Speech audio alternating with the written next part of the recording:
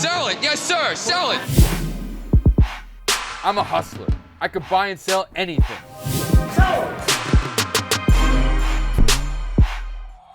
Welcome guys, this video is about government and police auctions. I've attended many over my lifetime, and I'm gonna give you some tips and what to expect when you go to a government auction. The first thing I want to talk about is the scale. Generally, government sales are big sales. They require hefty down payments. They almost always need cash or certified funds, meaning a bank wire transfer. Some local sales literally make me put up a $5,000 deposit to enter. They do that because they don't want to deal with little guys. They want to deal only with professionals. Government sales generally have very awkward lots. So you may come across one particular pallet, and then the next lot may have 18 pallets of variety stuff, and then they may sell like one hard hat.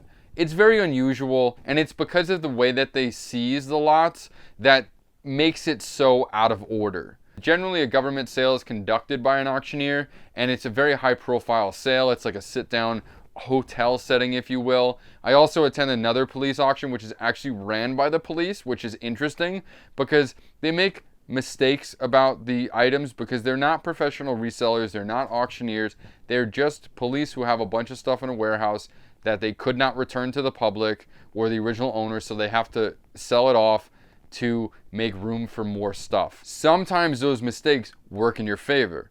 Other times they cost you a lot of money. I've been on both sides of the coin. The government sales are incredible because they're ran by like uniformed officers. Sometimes they're armed. It makes for a very interesting auction dynamic. They also have like strict removal periods. You need to remove your stuff in like 40 hours, regardless of how big it is.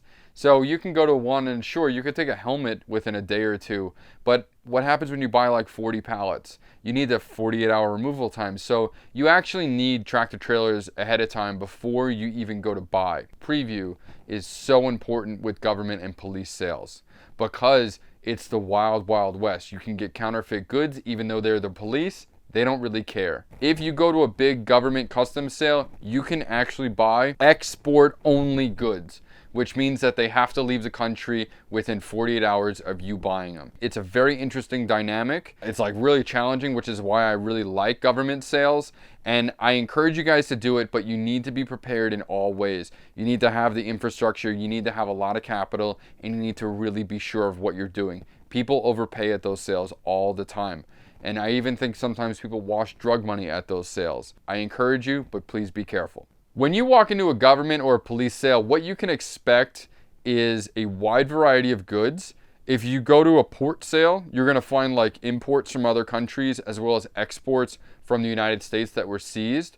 They may be illegal. They may not have the proper paperwork. They may just have had too much fees and the person abandoned the goods. So there are a number of reasons as to why those go undocumented and up for sale. But to me, it doesn't matter so much about that as what they are and what I can sell them for. At other police liquidation auctions or police property auctions, you'll find a gambit of goods. Everything from bicycles, cell phones, tools, gold and silver coins. You can find jewelry. You can find amazing stuff. Government auctions can vary a lot. Sometimes they can seize entire estates to like a wealthy drug dealer, or like the Madoff estate was entirely auctioned off to repay debts to debtors owed and won in court. It's important to understand everyone dreams about a Ferrari, but most of the time it's like everything from the clothes, televisions to like almost anything that they could seize to raise money may be there.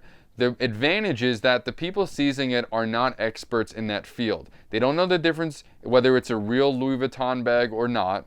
So you can get it for a steal or you can overpay for a fake bag. So I would really be careful about how much you're spending. Guys, do your homework. Go to the preview, know what you're buying, pay attention, don't get caught up in auction fever, double and triple check yourself at an auction, and you'll do very well. If you enjoyed this video about government liquidations and sales, I want you to go ahead and like this video. Please comment some questions below. Subscribe if you haven't already because we got more great information coming soon.